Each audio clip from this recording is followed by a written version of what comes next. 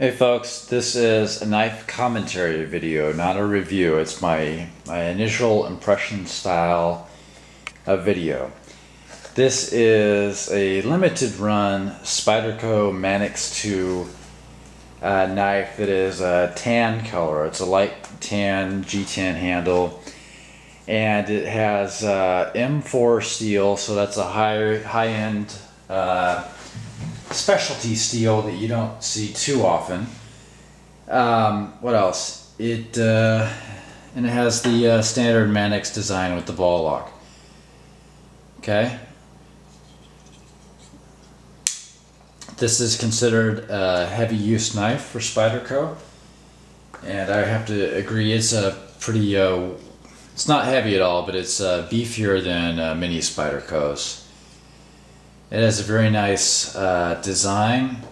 I think the ergonomics, I think that's what sets the Manix apart from a lot of different knives. It's just done completely for ergonomics.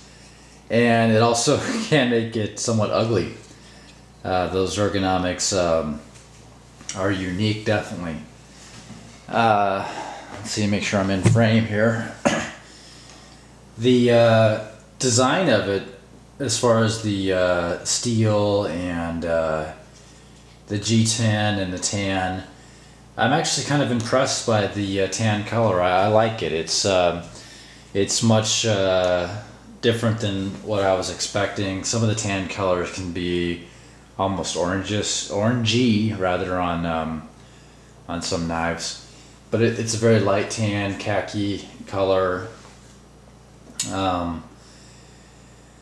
What else? You can see that, well, the G10 is really nice. It's almost, it's a very fine G10.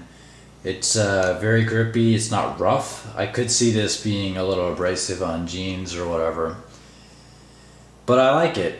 The pocket clip here is reversible, so it's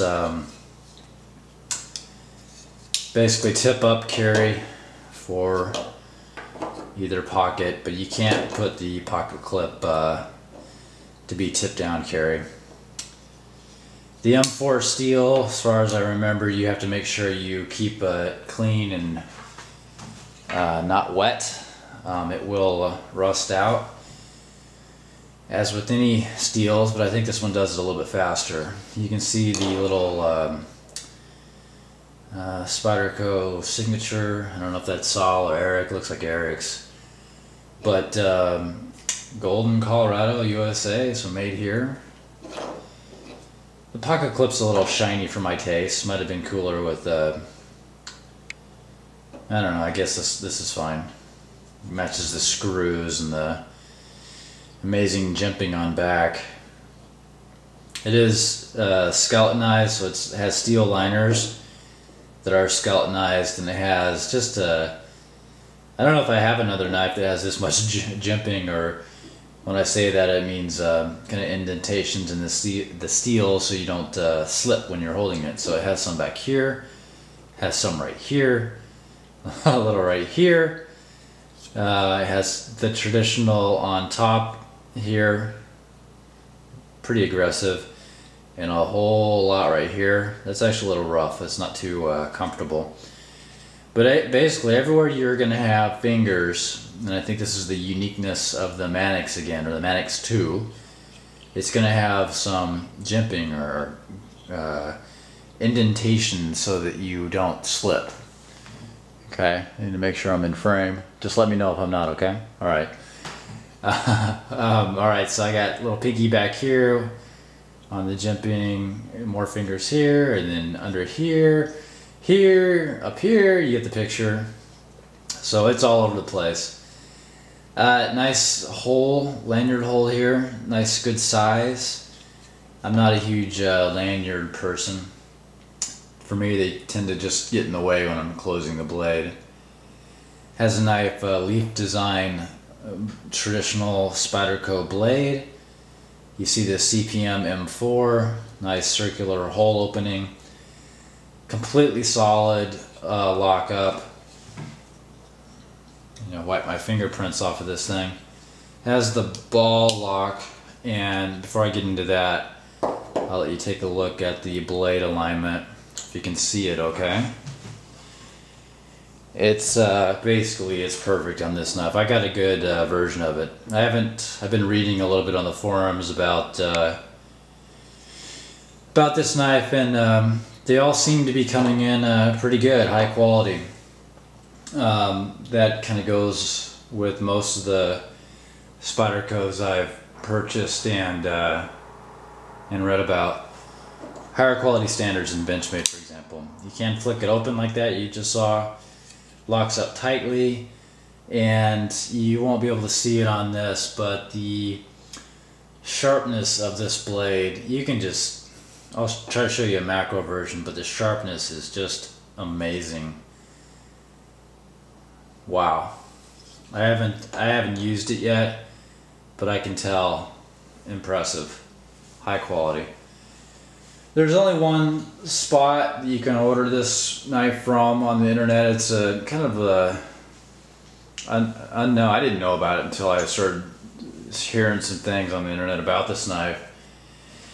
But I'm not going to tell you who it is. But I did not have any shipping or invoicing issues at all with them. So my transaction went well. I haven't heard anything bad about the vendor, but I'll let you hunt for it. Around who it is. I don't want to necessarily promote anyone here. Just as a quick comparison, this is a Paramilitary 2, the S90V version. Also very nice. Similar in length. Make sure we're in frame here. And both are nice knives. The Paramilitary is definitely more light, in my opinion, easier to carry because it's not as wide as the Manix, has the different locking mechanism. And before I switch this into a comparison video, let me go back to the Manix. But you can kind of see the width in the pocket here. I think both are great. I probably still prefer the Paramilitary better. It's a little bit lighter, easier to carry. But I guess you could argue that it may not be as heavy duty and slip proof as the Manix. But anyway, both are good. I will say that I'm not a big fan of the ball lock. That's kind of the pain in the butt at this point. I'm glad I bought it. Nice to have, interesting. This is the first ball lock that I have of a Spyderco, and a lot of people ask me, hey, is it similar to the Benchmade Axis lock? Yeah, I guess it's similar, but it's not as easy to use, I'll say. And maybe I'm still breaking in a little bit, but you can flip it open, and I don't have any concerns about it failing at all. But it takes a little bit of practice to kind of position your fingers and close it one-handed. Of course, you'd never have to close the knife one-handed anyways, but just a little bit of practice involved with it. Not my favorite Spyderco lock. You can see it's a little bit of a difficulty. It's just a plastic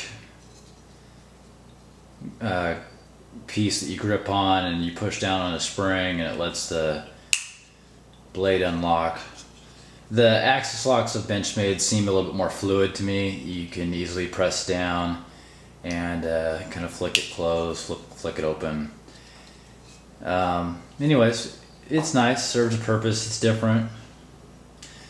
So far I really like this knife. It's a limited run.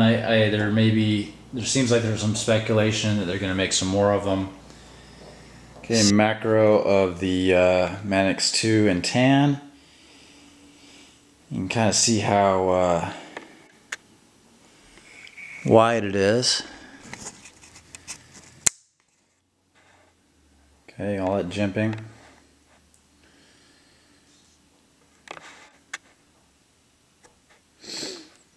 Ball lock there. Let me focus it in here.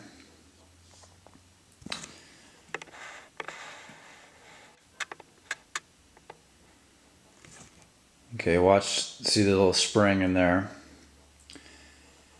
All up in the knife. You can see it go down.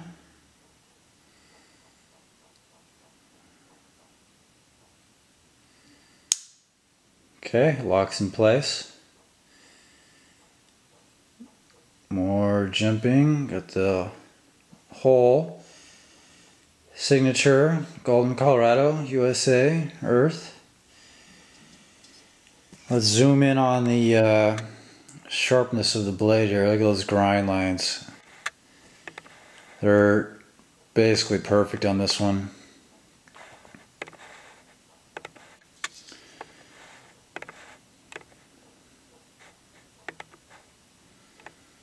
They're so precise it's too hard to even focus. And I'm really impressed by it. I know this thing is razor sharp. Okay, what else? You got the binding screws, Torx screw set. Look at this jimping on the back. Whole mess of it. Nice lanyard hole. And again, more jimping here. You can see the barrel spacers within the handle. Not sure I can show you, but if you look closely there on the top, there's the skeletonized liners. So steel liners on both sides that are skeletonized. Okay?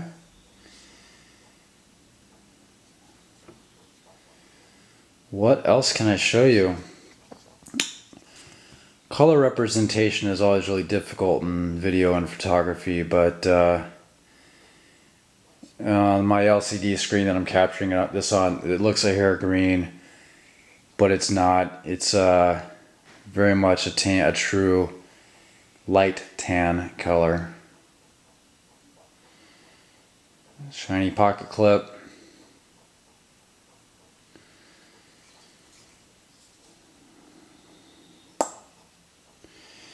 And let's disengage the lock.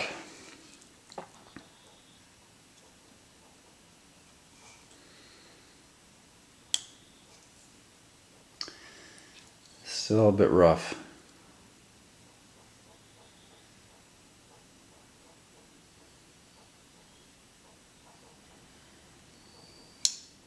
Okay.